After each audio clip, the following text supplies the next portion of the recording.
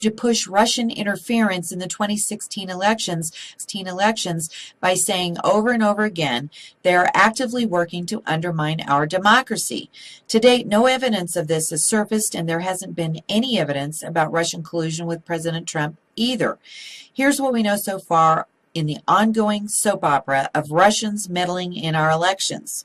According to a variety of trails, including the Nunes memo, Washington Post, New York Times, Anon boards, WikiLeaks, and the constant contradiction of testimony and commentary, the only group interfering in any elections are the Democrats.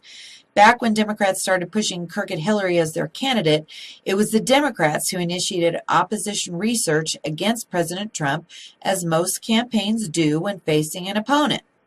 When they did this, they, being the crooks that they are, decided to try and get a FISA warrant to spy on the Trump campaign, honing in on Carter Page. He was a volunteer, had given a few speeches to Russian companies, and he met the criteria Trader 44's administration was looking for in order to push their narrative.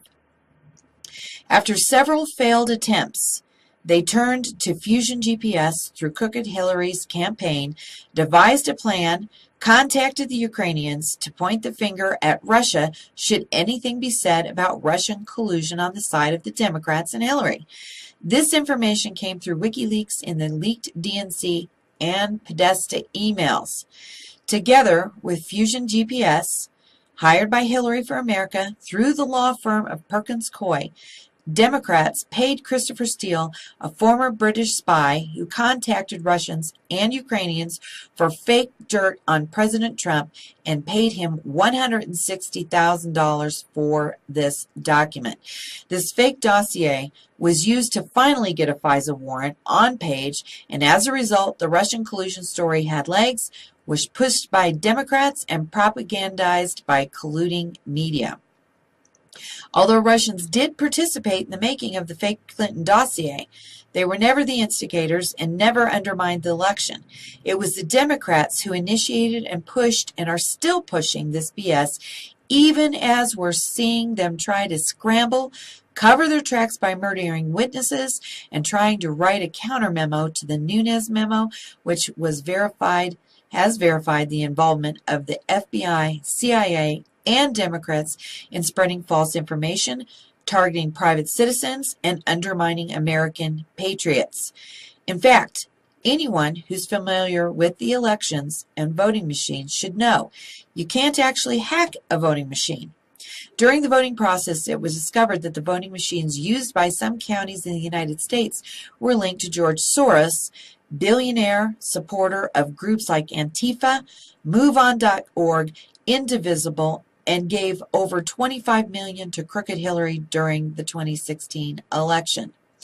Some have dismissed this link as a conspiracy theory. However, the issue was voting machines installed with software and not linked to the internet would change voters' choices to Hillary after the person clicked the screen for President Trump. This means the software itself was hacking the vote of the American people. It had nothing to do with the Russians. As the voting process continued, people began filming in real time their votes changing in the booth and posting their videos on social media. People became very aware their votes were being manipulated, not on the internet, but at the voting booths. The solution became apparent and was twofold. First, people started asking for paper ballots, as is everyone's right, and secondly, several voting stations had power outages believed to be taken out by hackers who were helping American citizens be able to vote with paper ballots. The vote was never manipulated like the Democrats wanted. Without electricity, the voting machines could not be used. This was brilliant on the part of the American patriots who are tired of seeing rigged elections and their votes being overridden. So the bottom line is, Russians didn't initiate or instigate any kind of meddling in the 2016 elections. It was all Democrats all the time, all day long. There isn't any evidence of any tampering, criminal activity, or manipulation by voting by anyone except Democrats. And the only collusion that can be found points fingers right back at the Democrats and their deep state operatives like Senators John McCain and Lindsey Graham, along with the propaganda machine we call mainstream media. After 3 years of pushing Russia, Russia, Russia, and pointing fingers at everyone else except themselves, now we know what happened, don't we, Hillary? The American Patriot happened. Despite all your corruption and collusion with other crooks in your circle, you lost. And now you'll be getting what you deserve thanks to an American patriot who rose above the corruption of Washington and became the 45th President of the United States. And his name is about the Russian plane crash that happened 30 or 50 miles outside of Moscow right after takeoff and killed 71 people on board, including 3 people linked to Uranium One, Lube Capital, and the fake Russian dossier. Since the story is so big, we wanted to be sure we covered this for you so you can follow along with what's going on here. Witnesses to the incident said they heard a loud boom right before seeing the plane in the air with flames crashing into a field just outside of town. The pattern of debris was widespread, indicating the plane was blown up either from inside or possibly from the ground. The pilot obviously had no idea this would happen since there was no distress call, meaning there was nothing alarming at the time of the explosion. When Fox News reported on this, they left out some of the pertinent information, such as who was on board that plane. We have the passenger list right here, and I will leave a link below to the PDF so you can see it.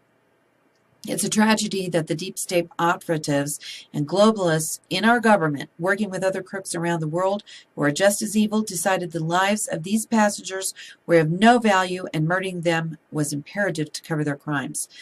The first was Ivanov Anatolovich, who is the CFO of Rosatom overseas, the Russian company involved in Uranium One mining. Some people who don't understand the structure of big companies are unaware there can be more than one chief financial officer of a company. Anatolovich was the CFO of the overseas division of Rosatom. He would have had knowledge about the financial aspects of the Uranium One deal made with Crooked Hillary and Trader 44, which is why this is significant and looks as if, since the release of the Nunes memo, the Democrats and the deep state are looking to cover their tracks.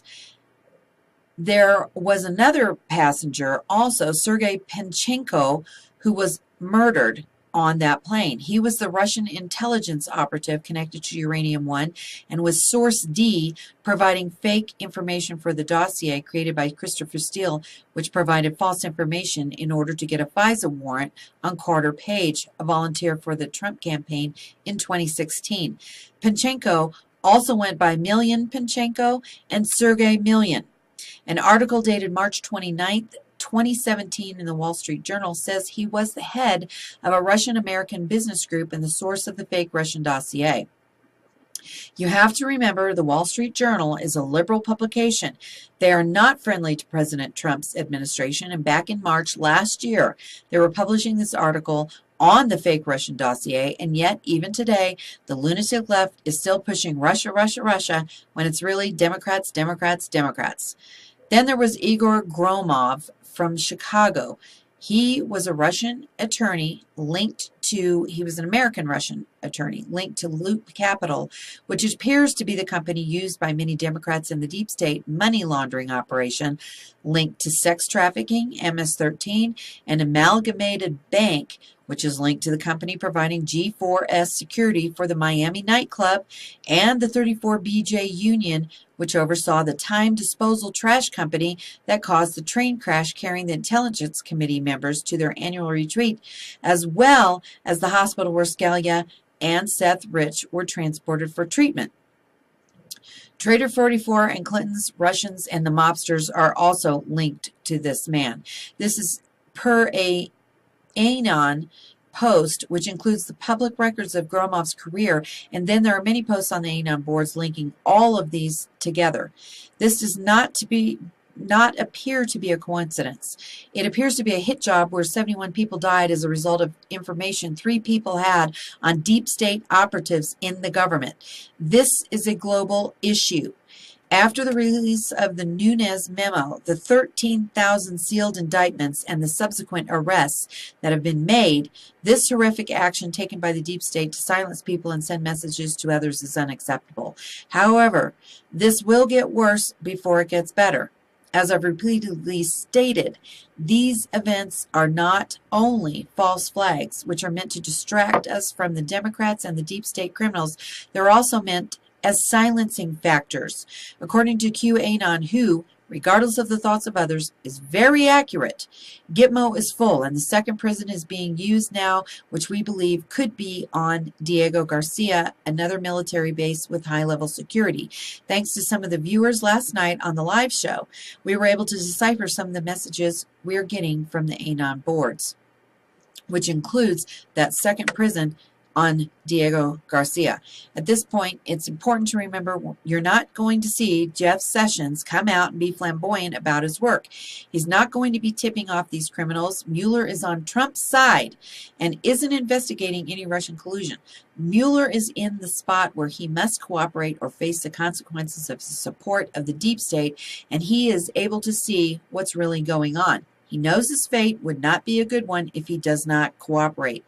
Trey Gowdy is going back to being a federal prosecutor, which is very helpful to the Trump administration and the prosecution of key players in the destruction and corruption of the past administration, such as Trader 44's 8 years of total denial of the Constitution and what the United States stands for. These people who are exposing this crime are in grave danger. President Trump, Devin Nunes, Jeff Sessions, Trey Gowdy, even Mueller himself are in the kind of danger as this Russian plane that was blown up yesterday.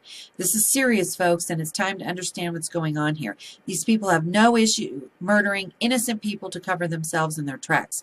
We're in danger every day when we speak the truth, but it's necessary, as is our vigilance in the efforts to bring these crooks to justice and protect America.